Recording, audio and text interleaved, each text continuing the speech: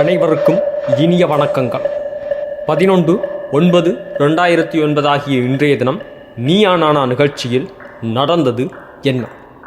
நீயா நானா தனிப்பட்ட ஒரு நபரின் சுய சிந்தனைக்குள் நுழைந்து அவரின் சிந்தனையையும் குழப்பாமல் இவரது மனநிலையையும் பாதிக்காமல் ஒரு நல்ல முடிவை கொடுக்கும் நல்ல நிகழ்ச்சி நீயா நானா. அந்த வகையில் இன்றைய தினமும் ஒரு நல்லதோர் தலைப்பு. இன்றைய தலைப்பு என்னவென்று பார்த்தால் திருமணம். ஒரு திருமணத்தில் ஒரு ஆணோ அல்லது ஒரு பெண்ணோ தன் துணையை எவ்வாறு தேட வேண்டும்? அதிகமாக கட்டளைகளிட்டு உச்சந்தலை முதல் உள்ளங்கால் வரை, தலைமுடியின் நிறம், உள்ளங்காலில் இருக்கும் ரேகை வரை பார்த்து இவர்தான் என் துணையாக வர வேண்டும் என்று நாம் கட்டளையிட்டு எடுப்பது சரியா?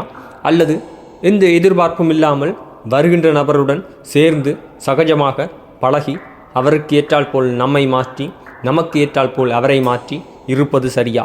இதுதான் இன்றைய தினத்தின் தலைப்பு. இன்றைய நிகழ்ச்சியின் ஆரம்பத்திலிருந்தே ஒரு தரப்பு மட்டும் மிகவும் உறுதியாக இருந்தது. அந்த தரப்பின் வாதங்கள் அனைத்தும் மிகவும் தரமாக இருந்தது. மற்ற தரப்பு சற்று தாழ்மையாகத்தான் இருந்தது. அவர்களால் எதிர்த்து வாதிக்க முடியவில்லை. ஏனென்றால் அவர்கள் பக்கம் பெரிதாக கூறுமளவு பெரிய விடயங்கள் இருக்கவில்லை. அதுதான் உண்மையான காரணம். அதிக கட்டளைகளிட்டு துணையை தேடுவதுதான் சரி என்று கூறும் பக்கம் உயர்வாக இருந்தது. அவர்கள் பல காரணங்களை தெரிவித்தார்கள். அதில் முக்கியமான காரணம், எனக்கு வர இருப்பவர் எனக்கு பிடித்தவராக இருக்க வேண்டும், என் துறை சார்ந்தவராக இருக்க வேண்டும் என்ற காரணங்களை அவர்கள் தெரிவித்தார்கள். எதிர்த்தரப்பார் அவ்வாறு தேர்ந்தெடுப்பதற்கு இது ஒன்றும் வேலை ஆட்களை தேர்ந்தெடுக்கும் இடமல்ல. திருமணம் என்பது எப்படி கிடைக்கின்றதோ அவருடன் சேர்ந்து வாழ வேண்டும் என்று கூறிக்கொண்டு வந்தார்கள். இடையில் அருண் என்பவர் வருகின்றார். அருண் வந்த பின்புதான் நீயா நானா நிகழ்ச்சியில் சூடு பறக்கின்றது. அருண் முன்பும் ஒரு முறை வந்திருக்கின்றார்.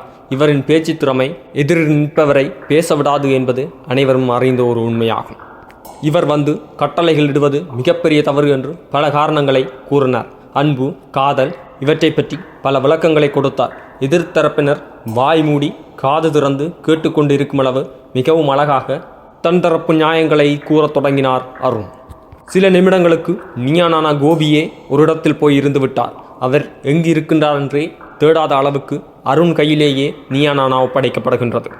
அதன்பின் கோபி அவர்கள் வந்து சில விளக்கங்களை கொடுத்து முடிவில் கூறுகின்றார்.